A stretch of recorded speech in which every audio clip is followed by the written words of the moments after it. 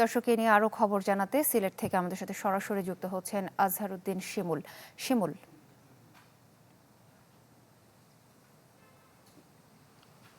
দেখুন, এই চাঞ্চল্যকর হত্যার পরপরই কিন্তু পুলিশ তাদের কাজ শুরু করেছে এবং গতকালই একজনকে আটক করেছে বাবুল মিয়া নামে, যিনি রং মিস্ত্রির কাজ করতেন, একই সাথে তিনি কসাইয়েরও কাজ করতেন বলে পুলিশ জানিয়েছে। এবং পুলিশ দাবি করেছে যে প্রাথমিকভাবে যে এই বাবুল মিয়া এই হত্যাকাণ্ডের সাথে জড়িত। এবং ঘটনার সূত্রপাত গতকাল থেকেই জানিয়েছিলাম, যেমনটি সকাল 9টার পরে যখন পাড়া প্রতিবেশীরা আসলে চিৎকার চেঁচামেচি শুনে কিন্তু এগিয়ে আসেন এবং যে বাসাবাড়ি থেকে আসলে 3 জনের মরদেহ উদ্ধার করা হয়, সেখান থেকে আসলে দোতলার মধ্যে এই যে যারা স্বামী স্ত্রী মারা গিয়েছেন এবং গৃহকর্মী, তাদের রক্তের ছোপ কিন্তু বারান্দা দিয়ে আসছিল। তা দেখে কিন্তু পাড়া প্রতিবেশী পুলিশকে ফোন দেন 999-এ। পুলিশ আসার পর 3 জনের মরদেহ উদ্ধার করে।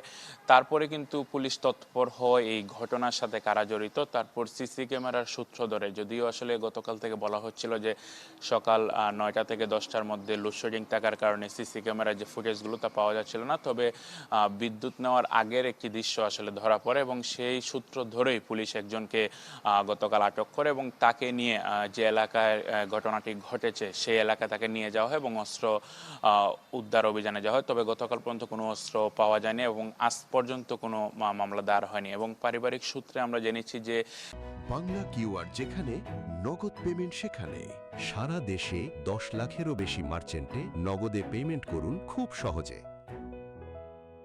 নিহতের পরিবারের যারা সদস্যরা রয়েছেন, যারা মারা গিয়েছেন, তাদের 4জন ছেলে মেয়ে, 2জন মার্কিন যুক্তরাষ্ট্র এবং 2জন যুক্তরাজ্যে থাকেন।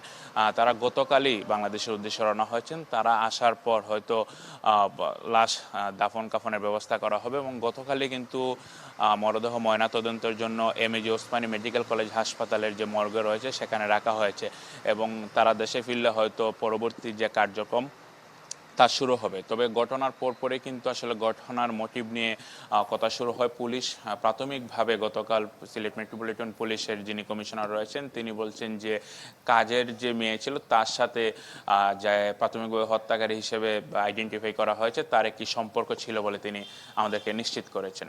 তো আমার কাছে এই ছিল সিলেট থেকে এই ঘটনার সবশেষ। ধন্যবাদ আপনাকে। আজহারউদ্দিন শিমুল যুক্ত হয়েছিলেন সিলেট থেকে।